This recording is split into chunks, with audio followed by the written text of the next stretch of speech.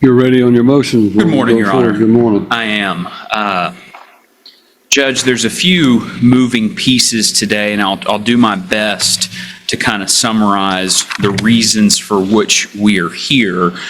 There was a previous order entered by the Chancery Court on February 5th, 2026, setting some temporary support. At that time, Mr. Thomas was represented by Jacob Mathis, and Mr. Black represented Mrs. Thomas. A motion to set support, temporary support, both spousal and child support, was filed by Mrs. Thomas, and that notice was sent to counsel at the time for Mr. Thomas. At some point in between the filing of that motion and the hearing for that motion, there was a breakdown in communication between Mr. Thomas and his previous counsel. Mr. Mathis had filed a motion withdrawal that was set for that same day as the temporary support hearing. Mr. Thomas, I believe if the court were to take some testimony today, would state that he didn't have notice that the temporary support hearing were set for that day, and consequently he did not appear at that hearing, Judge. His attorney at the time was allowed to withdraw, and then the court proceeded with setting some temporary support, and I believe the court set temporary support in the amount of $1,500 per month. And that was a different judge than me. That was Judge Wallace, Your Honor, I believe. And I wasn't here for that hearing either. And ultimately, so the first motion I filed is a motion to reduce or set aside the temporary support order. And that's just, I don't believe the court that day. I can't speak to what the court did or did not hear. I wasn't there. But based on my understanding, the court set that support without inquiring into my client's ability to pay. And that's all I'm asking the court. This was I believe a 17-month marriage before the parties separated. There was one child alleged, born during the marriage, presumed to be the father's. The father disputes, and we're going to get into the DNA issues here in a moment. There's one child born at the time that hearing took place, and another child that the mother was pregnant with when that hearing took place. So there's two alleged children of this marriage. The court had ordered some DNA testing to occur that hadn't occurred yet. Let me interrupt you and just simply say, what my concern is that Judge Wallace conducted an evidentiary hearing on the February 5th, 2026 date, and following that made findings of fact that served, the findings of fact served as the basis for his making the order in the case.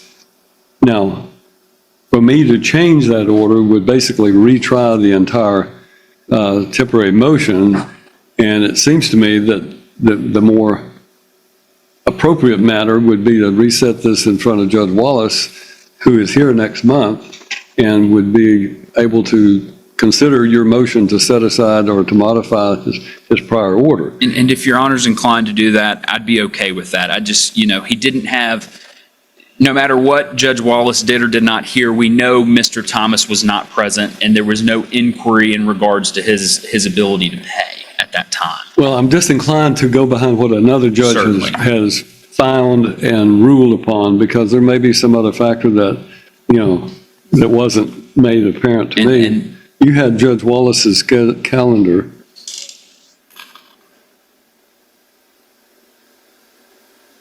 That works for me. Salmon depositions. Looks like I'm available June 16th. Well, I think that's, I'm sorry for the inconvenience, but it clearly seems to me that Judge Wallace needs to consider a motion to set aside or to amend or change the order that he did after an evidentiary hearing. So we'll reset you for June 16th. Would Your Honor be inclined to entertain the other motions in this? Well, if you're going to go in front of him on any of them, I think you need to hear him. He needs to hear them all. So. And there is an emergency motion we filed for immediate relief that's set for today. Mother there was a child, she was pregnant at the time of the last hearing. This child's since been born without any notice to father. This child has been removed from the mother, placed in an adoptive family in Colorado. I did read that in the file. Father was served Friday with the petition for adoption. Father's got 35 days, according to that Colorado summons, to file documents in Colorado contesting the adoption. Well, let me ask this question. There was an order for DNA testing. Is that because there was some question whether he was the biological father? With respect to both children. And if he is the biological father of this child that's now being put up for adoption, obviously he has a vested interest in objecting to that. We'll go forward on that particular issue because I think there is an emergency basis. Why has there not been the DNA testing? And that's why we filed the motion to review DNA testing. Again, Mr. Thomas was represented by previous counsel. They had entered an agreed order to participate in the DNA testing. The order required the testing to be scheduled by the father. There was some exchange between counsel about setting up the DNA testing. Mr. Thomas notified me he was going to any lab now. There was no specific place set forth in the order to do the DNA testing. Mr. Thomas noticed me. He was going to any lab now. I subsequently noticed opposing counsel. There was no objection made to that. The DNA testing was done and paid for by Mr. Thomas there. And then shortly thereafter, mother stated that she would, I guess, not be able to do the DNA testing at any lab now and referred us to an email that was previously sent over saying, I believe it was another DNA lab North America would be more convenient for her. So it just seems like every time we get close to getting DNA testing done, mother is trying to interfere with that. Now we have a child in Colorado. I don't know how we do the DNA testing with the baby in Colorado. Mother has voluntarily taken this child or let this child be taken. I believe she relocated to West Virginia due to abuse allegations that were prior to my time. A family court hearing explodes when a father claims he was ordered to pay $1,500 a month in support without ever getting a chance to defend himself. But that's not even the biggest shock. Wait until you hear this. A newborn child he believes maybe his has already been placed with an adoptive family in Colorado, and DNA testing was never completed. Now he has only a limited time to challenge the adoption while the judge tries to figure out why the paternity test never happened. What do you guys think? Is this father being denied a fair chance, or is there more to the story? Let me know in the comments, and don't forget to like, subscribe, and share the legal lens for more courtroom drama and legal stories. There was an agreed order I saw in the file entered between Mr. Thomas's previous counsel, Mr. Black, allowing her to relocate. The child, I believe, was born there in West Virginia, and she subsequently has taken this child and placed the child in Colorado without any notice to the father. The first time he's heard of this, child being in Colorado with these pre-adoptive parents, was Friday when he received service of this petition. So we had filed the motion to review DNA testing today. Because we're having an extreme difficulty in getting this done. This order was entered, I believe, 2 or 3 months ago, maybe even longer ago than that, and we still don't have DNA testing done.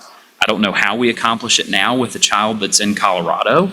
Parties are before this court, and therefore, one option is that I simply order that the child, the mother, and the father all appear at a lab here in Tennessee, submit to the DNA samples being taken, and then we go from there. And that's what we're asking the court for today, is enter a more clear order directing the parties regarding the DNA testing. Judge, with respect to the emergency motion for immediate return of the minor children, both of them, again, there's an issue with paternity that should have been resolved. It's not. I hope we can get that resolved very quickly. But mother has taken this child, and I would submit that the children are subject to this court's jurisdiction. I know the child wasn't born here, and opposing counsel might make some UCCJA arguments about it, but I believe this court has jurisdiction over the custody of these children. There's a pending divorce. This happened during the pendency of this divorce proceeding, and mother relocated voluntarily and is now attempting to just go behind the father's back and have this child adopted. If this is father's child, he absolutely asserts a right to custody. He wants to be the father. Mother surrendered and voluntarily terminated her parental rights. That's fine. Then the court needs to enter a 365-0 plan awarding custody to the father because he wants to be a father if he is indeed the biological father. So we're asking the court today for some immediate temporary relief, and that brings us to the other minor child in mother's care, custody, and control. We don't know. There's an order of protection that was entered and subsequently appealed by father that the court's reserved for final hearing. And where is that? Is that in this court or is that in a different court? It was originally in general sessions, they had a hearing, is my understanding, and then that was entered and appealed. So there's still an order not allowing Mr. Thomas to have contact. And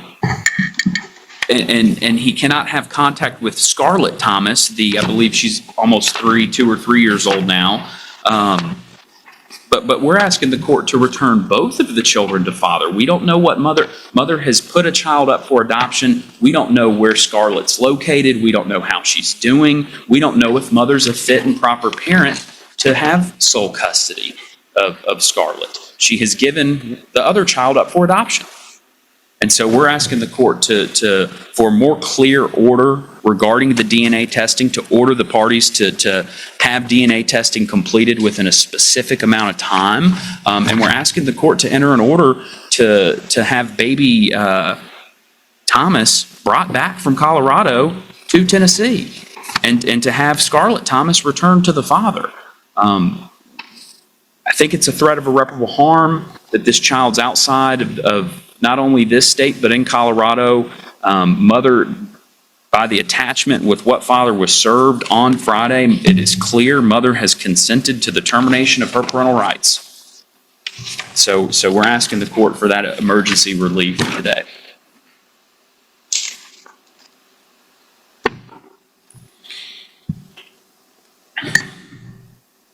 Your Honor, I do have a response on both of those. Would you like me to tackle the DNA testing or the emergency? Let's start with the DNA testing.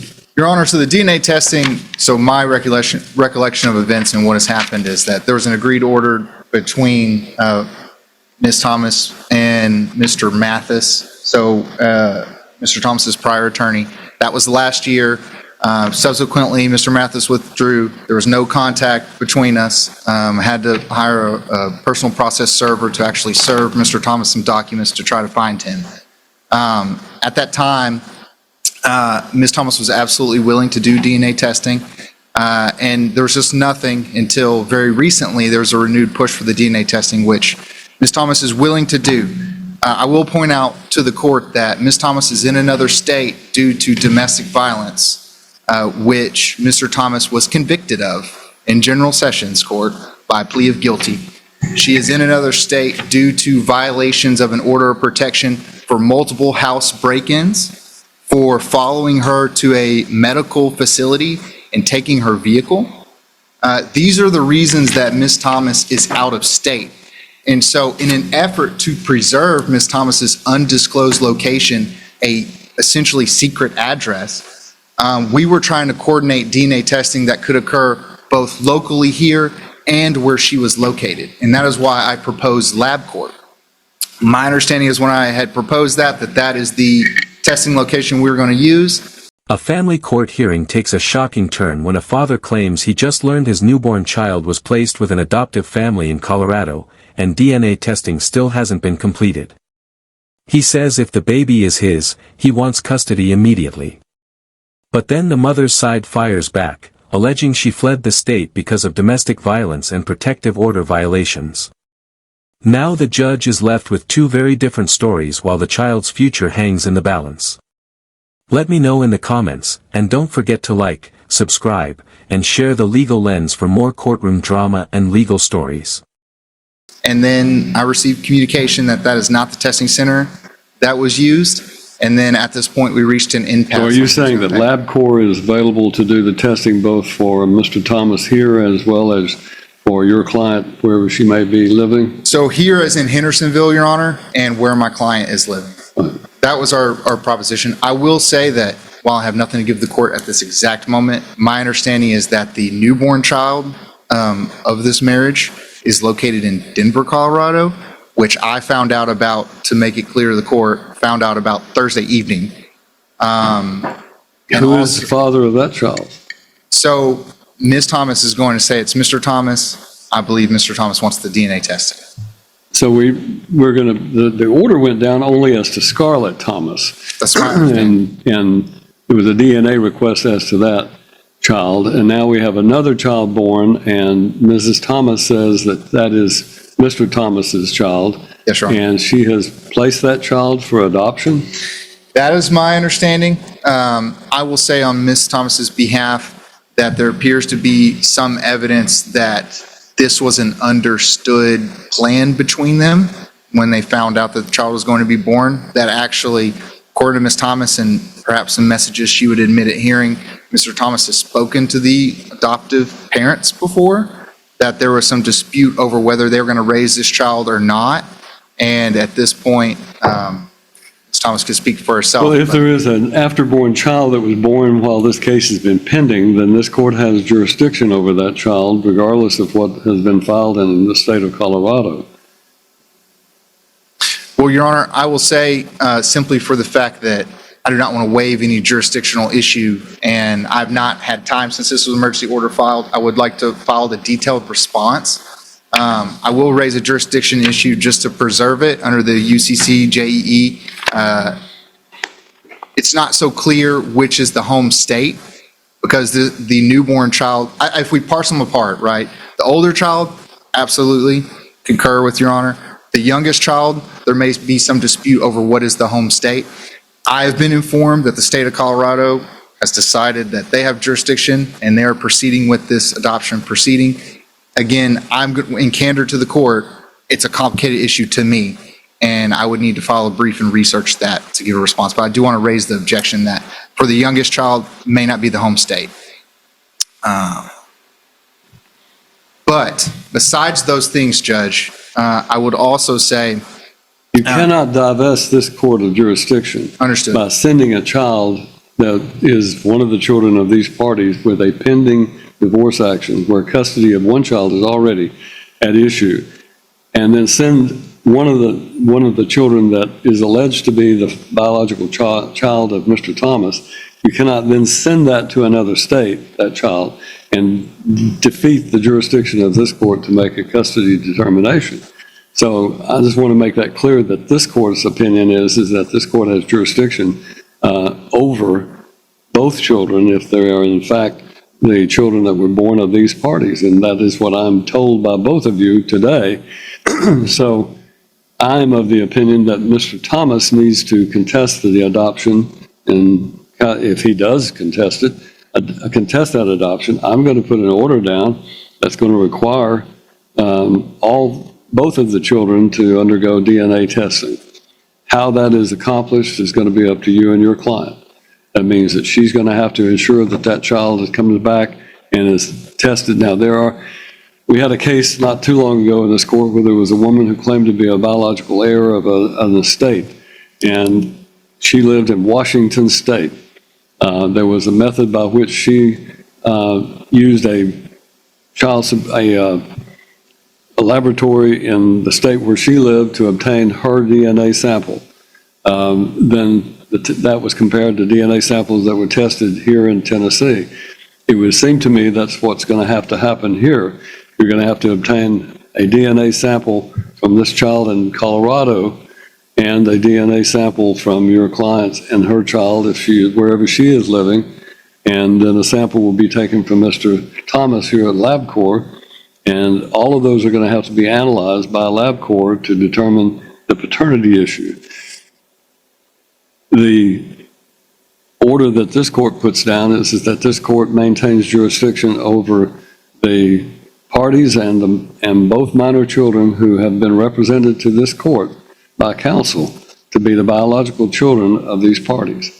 And that the adoptive court in Colorado, obviously this is going to be an issue for the appellate courts if it goes through as a contested matter, but I think we got to first resolve if this child in Colorado is Mr. Thomas's biological child. If it's not, then there's no issue. If there is, then he has to take the steps to contest it there in Colorado. He cannot ignore the Colorado proceeding and rely upon this court's ruling, because Colorado may say, we don't care what Tennessee does, we're holding that we have jurisdiction.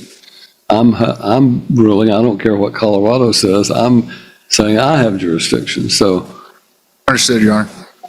On the emergency petition, essentially to return, both children to Mr. Thomas, on Ms. Thomas's behalf, I would also say that Now, excuse me for interrupting, I apologize.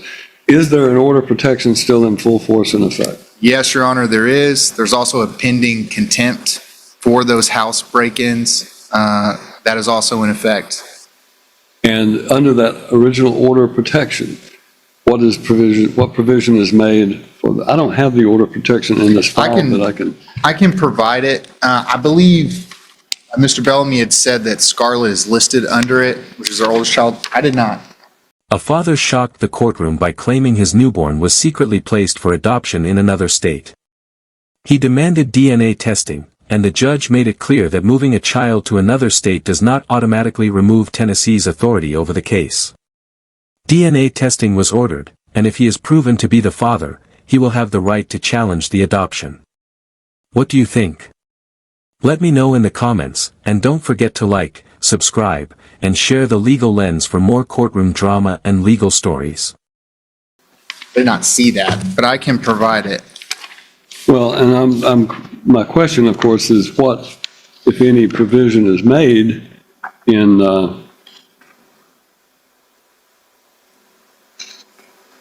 that order of protection for the one child that's there that we know, Scarlett. So I'm looking at the petition, and just looking at the petition, I do not see Scarlett listed on the petition, but it was the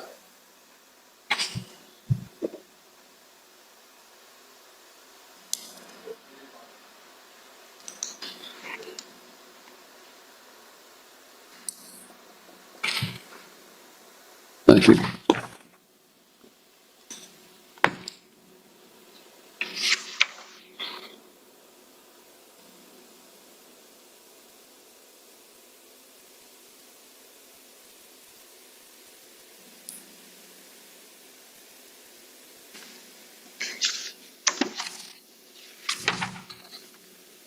This is the temporary order that I've been handed.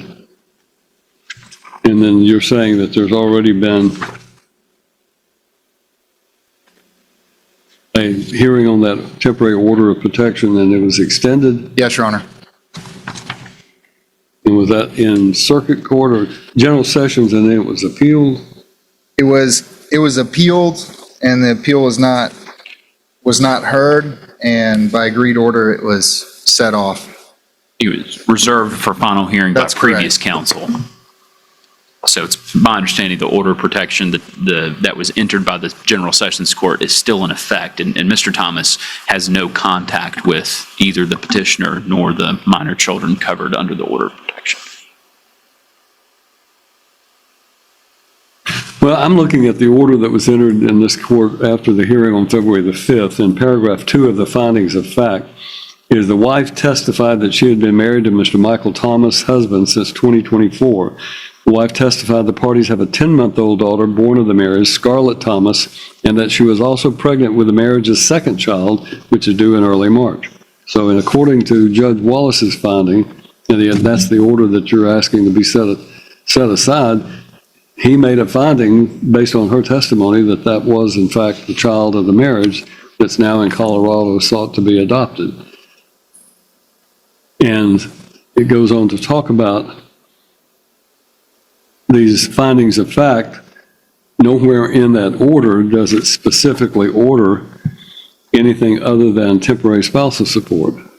It doesn't put an order down regarding the temporary parenting plan or custody of the minor child. That's my understanding as well, Your Honor. If I can say, though, we would object to Mr. Thomas having the children, and there's a lot of reasons to that maybe perhaps Ms. Thomas could add with testimony, but she's been the primary caretaker. Well, Mr. Thomas filed for DNA testing. I'm not going to grant him custody of children that he has a question of whether or not. Yes, when I sir. started practicing law, that was a factor that if a parent, a father requested DNA testing, that was a factor the court could consider among all the other factors in determining whether or not he ought to have, what type of visitation or custody or whatever. So if he's questioning whether this is his child or not, then I'm not likely to say those children have to come back and live with him. especially in view of the fact that there are orders of protection in place. Pending any questions, Your Honor, I have nothing else to add. This is a mess. And I'm going to do one thing. I'm going to check with Judge Wallace. It may be better if I heard this case and through its, I don't really want to, but it may be better if I can do it. We checked on your availability on the 16th, is that correct? Yes, Your Honor, I'm available. But what about the 15th? I can check. A courtroom custody battle took another dramatic turn when the judge discovered that the child at the center of an adoption dispute had already been identified in an earlier court order as part of the marriage. The father is demanding DNA testing, but there's also an active protection order preventing contact with the mother and child. Then the judge made a key decision. He refused to award custody until paternity is confirmed and questioned how the case had become such a legal mess. With adoption, custody, DNA testing, and multiple court orders all colliding, this family's fight is far from over. What do you think should happen next? Let me know in the comments, and don't forget to like, subscribe, and share the Legal Lens for more courtroom drama and legal stories. What did we set on the 16th? Anything for me?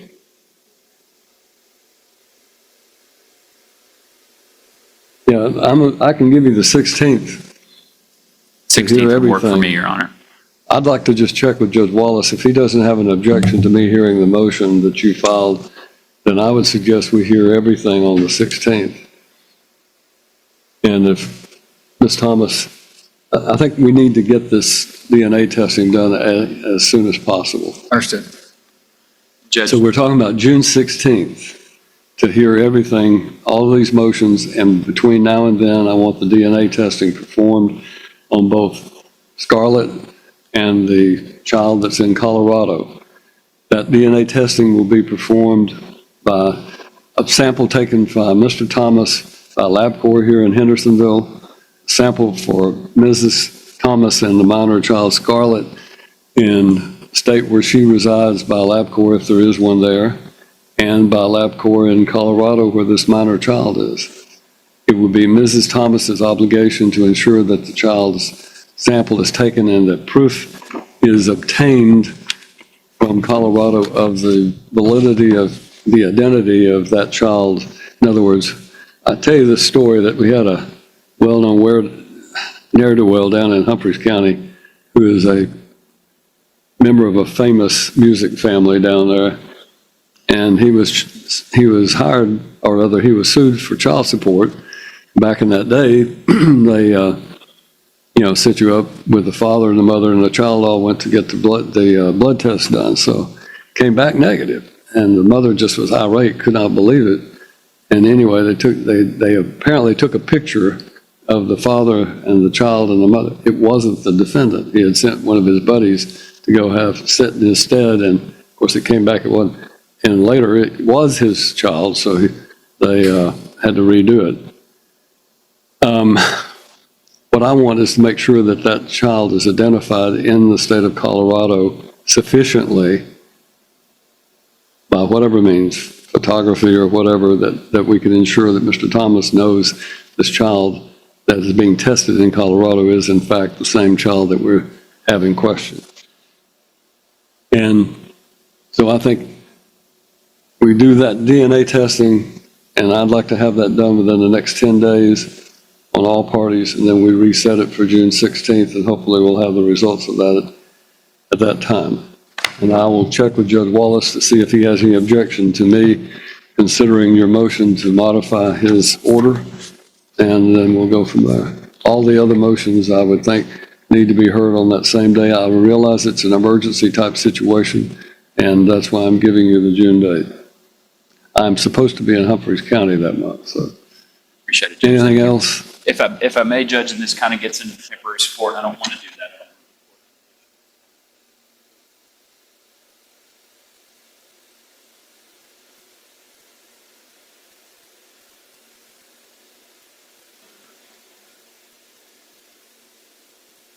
Well, he pays for his test, she pays for her test, and he's the one who's requesting the testing, so it's gonna, I understand that. I'll consider that at at the next hearing, but he's going to have to bear the cost of the test itself. She will pay for the test for herself and the two children. He will pay for his test and the performance of the actual DNA testing. So we'll go with an itemized list of what the charges are for the test, and Correct. she's responsible for herself. Right. Understood, Your Honor. Otherwise, the other option you have is tote that child back from Colorado, bring it here, and have all three of them, have all three, your client and the two children, tested at LabCorp in the state she lives in. Understood, Your Honor. That's And I'm going to ask just one clarification and request to this court. If those are determined to be Mr. Thomas's children, can Ms. Thomas be reimbursed for her cost of the test? If they are Mr. Thomas's children, Yes, sir. she can make application for reimbursement at that point in time. Understood. Normally, if someone contests that being their child, and it turns out they are, then they requested the DNA, they have to pay for it in the end result. But as was pointed out, if he's incurring a great deal of expense to fight an adoption of a child he never consented to being adopted, then that may be a factor as well. So, Understood. all right. I'm of the opinion that we have it all heard on the 16th, and we will sort it all out to the best of my ability at that time. So we'll stand adjourned. Thank you. Thank you, Judge. Just when this custody battle couldn't get any more complicated, the judge made a major ruling. DNA testing was ordered for both children, including the baby in Colorado, and the judge demanded proof that the correct child is being tested after sharing a story about a father who once sent someone else to take a paternity test in his place. The court gave both sides 10 days to complete the testing and scheduled a high-stakes hearing to address custody, support, and the adoption dispute. If the DNA results prove the children are his, the entire case could change overnight. What do you think should happen next? Let me know in the comments, and don't forget to like, subscribe, and share the Legal Lens for more courtroom drama and legal stories.